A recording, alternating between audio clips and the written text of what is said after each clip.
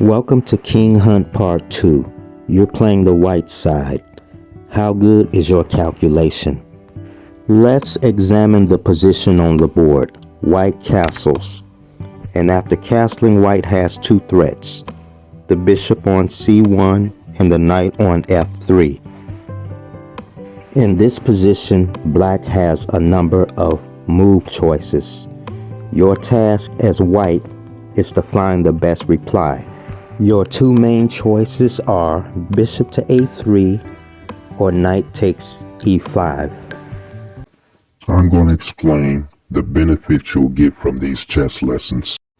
Getting a good positional understanding is an important step to improving your play and becoming a stronger player. One of the most important concepts which appears in probably every single game is weaknesses, and understanding how to identify them and use them to your advantage. That was some good advice from one of the king's nobles. However, it is black to move. After the first move, rook on a to e8. What is your reply?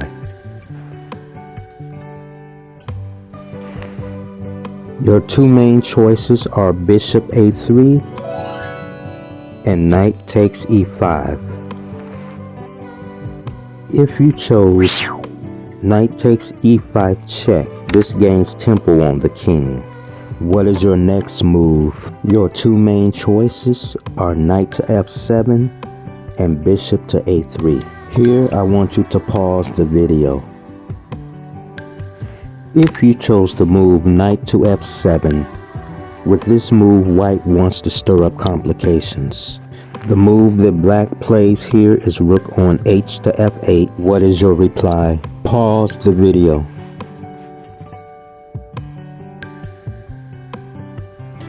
After the move bishop a3, black wants to stir up complications. The move knight to b1, the tricky knight to b1. What is your reply? Your two main options are bishop takes b4 or queen takes b4.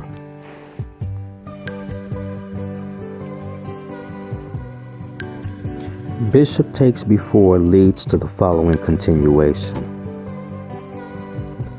Knight takes d2, and so far you have two pieces hanging, your bishop on b4 and your knight on f7. So what would be your best move? Bishop captures the rook on f8. This removes the attacker of your knight. But at the same time, knight captures rook on f1 and bishop to h6. Not only does bishop h6 stops the bishop from being captured on f8, but also traps the knight and keeps the knight from moving to d2. And after rook e7, rook takes f1, rook takes f7, and now bishop takes e6 check.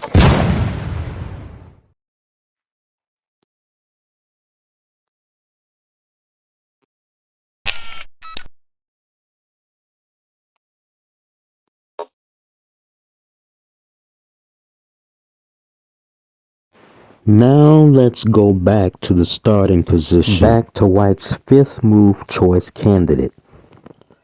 Queen takes b4.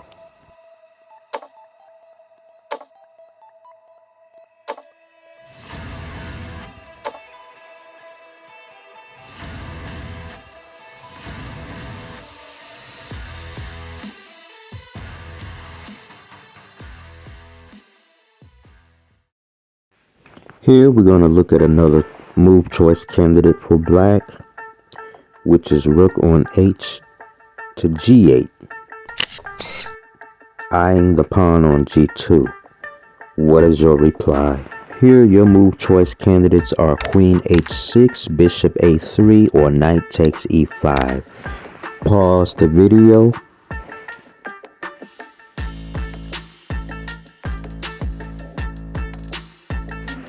The move knight captures pawn on e5 check leads to the following continuation.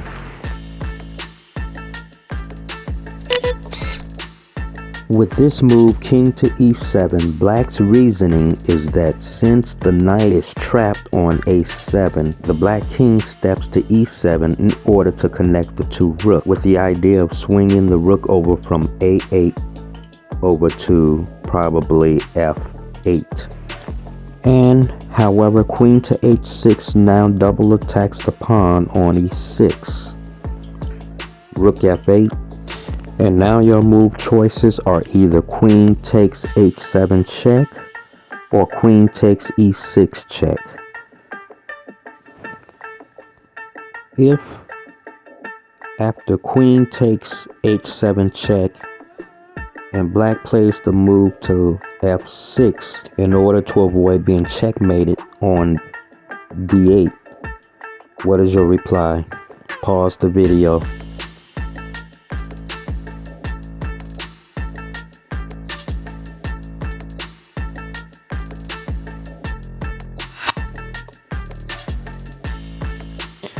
Knight d7 is checkmate. And now taking the moves back, the more accurate move to make, the more precise move to make in this position is queen takes e6 check. And now it's a mate in one.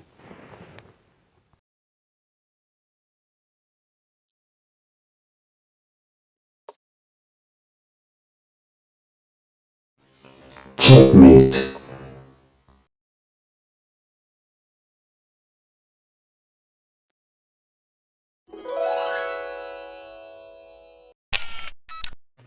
Here, black will consider other alternatives. Queen e7 and queen d6. If queen to e7, what is your reply?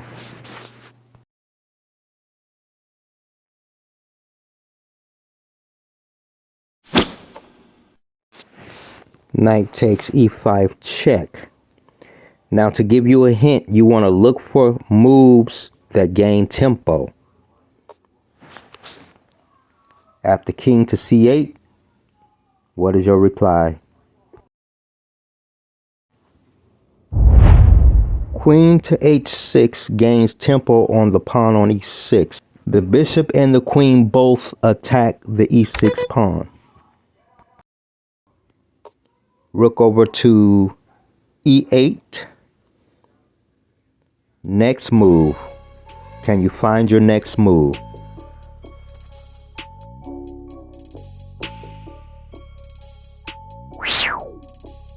This move can be found by following the rule of thumb to get all of your pieces into the game. Bishop to g5 gains tempo on the queen. Queen d6. Find your next move.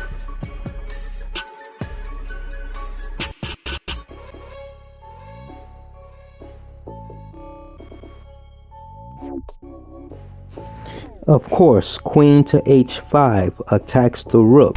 The rook is unprotected on e8 for the moment.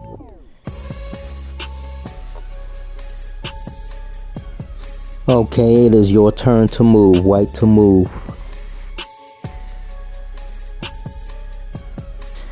Cutting off all squares.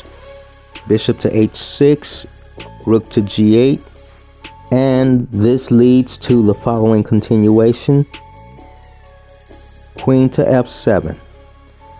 This is a double attack on the e6 pawn and the rook on g8. Think, okay? Look for weaknesses. Now let's look at the board for a minute. I want to draw your attention to white's active play. Notice how active white's pieces are. They're all coordinated. And in addition to this, white's king side has no weaknesses. Rook over to d8. And the obvious move, bishop takes e6 check. And after the king gets out of check, what is your next move? Pause the video.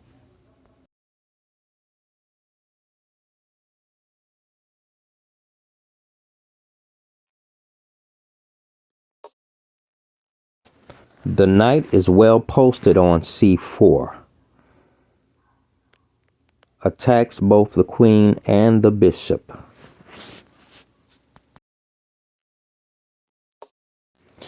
Okay, as far as this line goes, that is the end of the line, the end of the test. Now all we're going to do now is just look at the following continuation. Queen to f6 attacks the rook.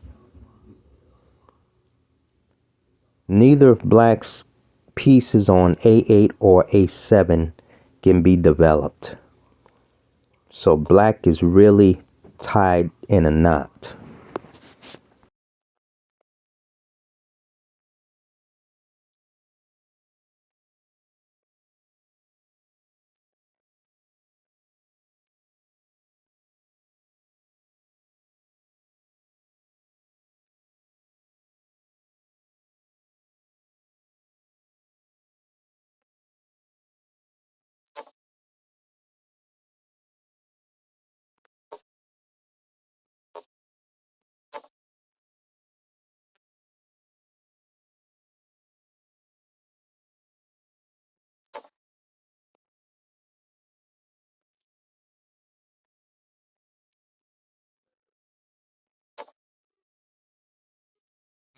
Okay, this is the end of the line. And now let's review quickly.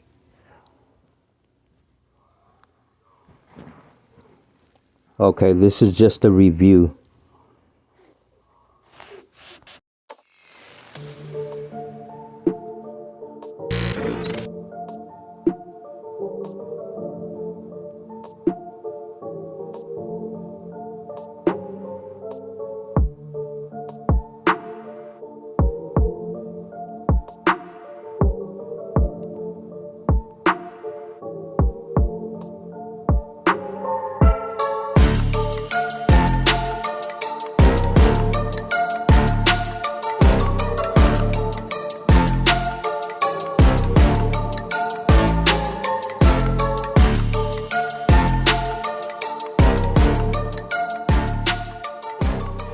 Okay, let's get back to the test. I want to see how well you can exploit black's back rank.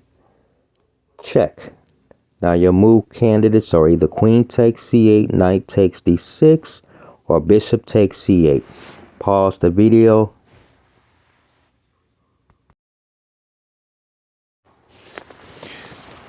This may look tempting. It may be tempting, but after king to a7, then the queen is trapped. Okay, pause the video and find your alternative move. However, the move bishop takes c8 leads to king to h7. Bishop to d2 brings the bishop to safety. Rook over to g6 and a trade of queens, followed by bishop g4. And in this position, white has 7 pawns and is a piece up.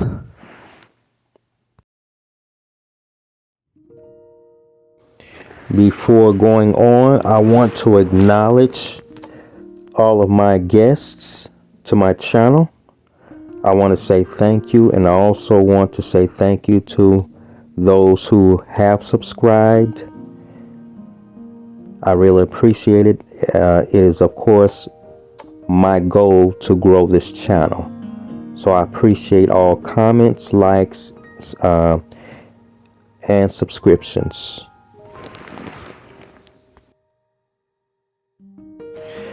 Now this is the final segment of the video, and black will make the move queen to d6. This time the test is a little different. Instead of giving you the candidate moves, I'm going to give you hints by describing to you the position. Bishop a3 doesn't do anything. Black can just respond with bishop to c5 or even c5 perhaps. Queen h6 can be answered by rook on a to e8. So what move for white gains tempo? The first answer I'm going to give you is rook e1.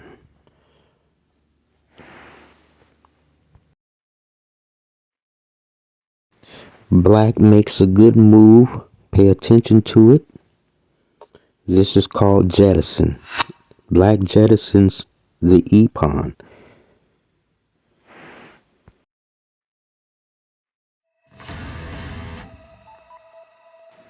This is an effective pawn strategy.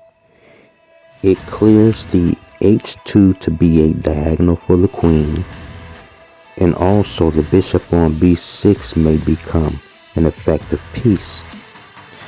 Now here, let's do a brief examination. The position of Black's king. The king sits on d7. That is a tactical target for White. Also, White has to be careful for the possibility of Black swinging a rook over to the g file. After Black's last move, what move should you make? Okay, this position gets very tactical. If you found the move bishop to a3, you're on your way to improving.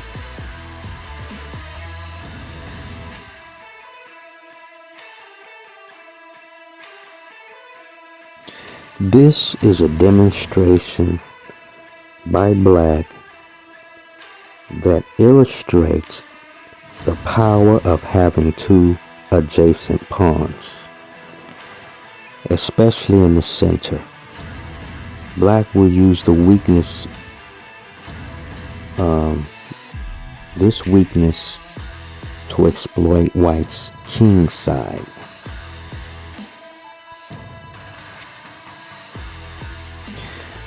In finding your next move, you need to consider the weakness along your g1 to a7 diagonal.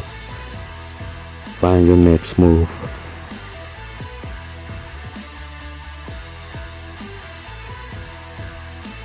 This, of course, would be the accurate choice, as it allows White to play the bishop to c5 later.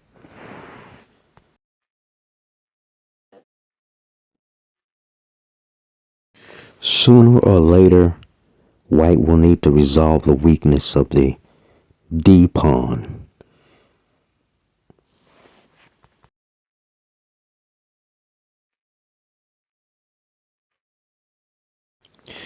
So, the move played here was rook on a to e8.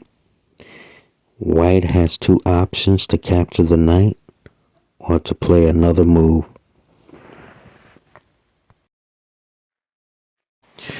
Well, we're going to look at both options. First, we're going to start with the move rook to e3.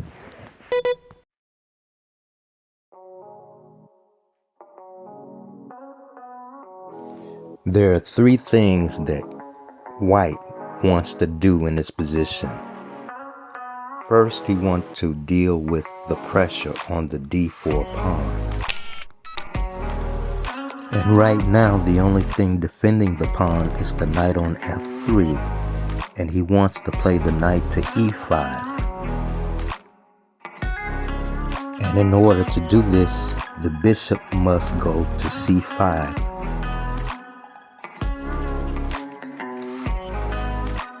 And lastly, he wants to start pushing queenside pawns in order to open up the position around Black's king that sits on d7.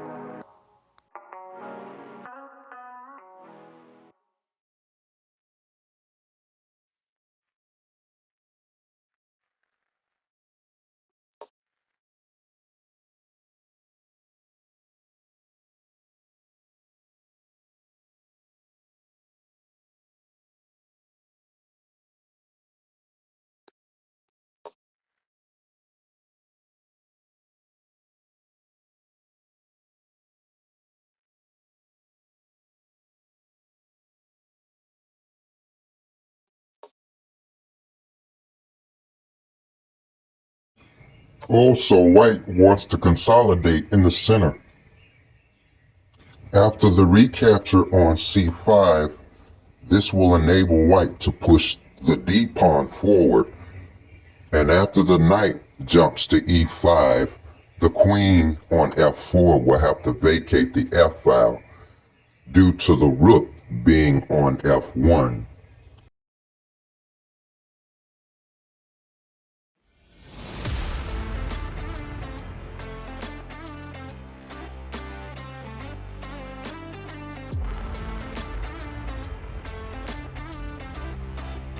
So far, White has achieved his second goal, which was to start advancing the queenside pawns. And now the third goal will be to play the knight to e5 in order to expose the rook on f1 to the queen.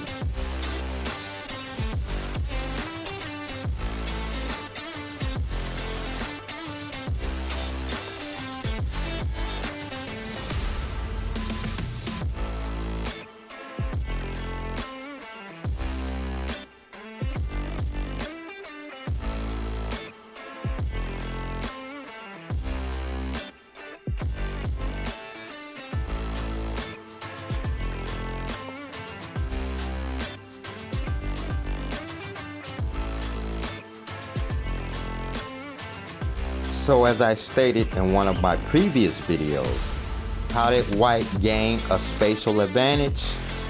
Gradually.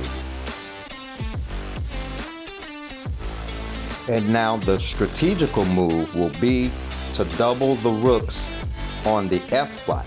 And two pawns that need special attention are the pawns on D4 and B5. Now Black will do either of two things. Concede the F file to White or trade the rooks.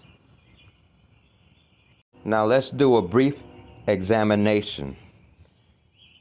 The knight on E5 is on an absolute post. An absolute post is a knight that cannot be kicked by any pawns. Otherwise, it would be considered a relative post. And after the trade, the knight moves to A4 in order to discourage White from pushing the D pawn forward. However, White is focused on strengthening his center. A basic rook lift to F4 hits the queen. And now the bishop will be placed on the H1 to A8 diagonal.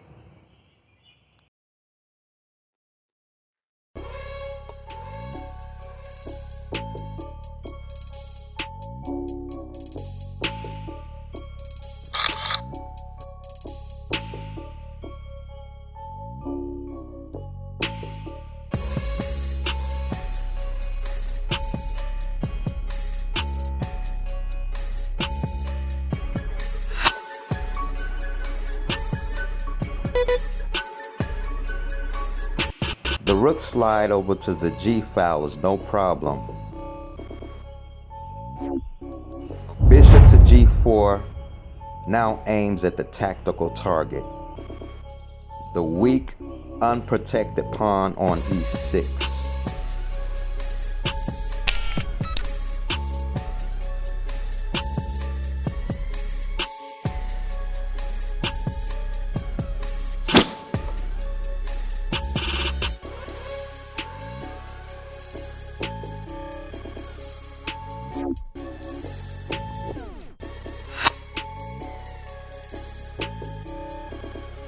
And after the queen moves, White's queen springs into action.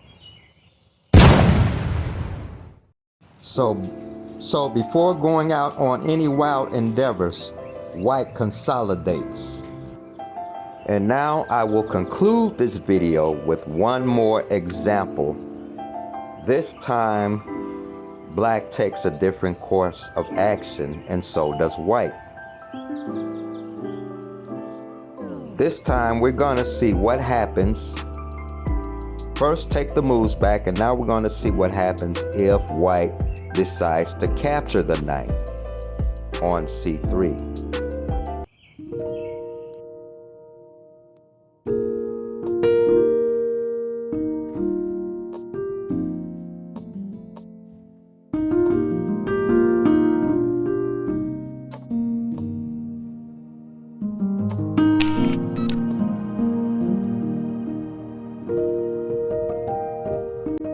So what happens if white captures the knight on c3? Now after this rook slide over to the g file, there are two threats. Queen takes knight and checkmate on g2. However, knight to e5 check answers both threats, because after the king moves, then rook to e2 guards the pawn on g2.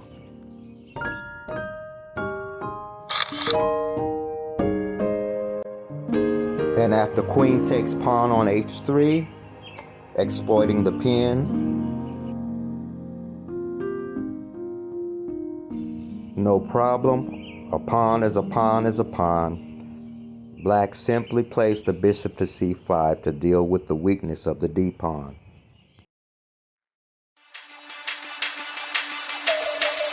Okay, thank you. That is all I have as far as these lessons go. This I will conclude by saying thank you for watching, and stay tuned for my next video. Please don't forget to like, comment, share, and subscribe.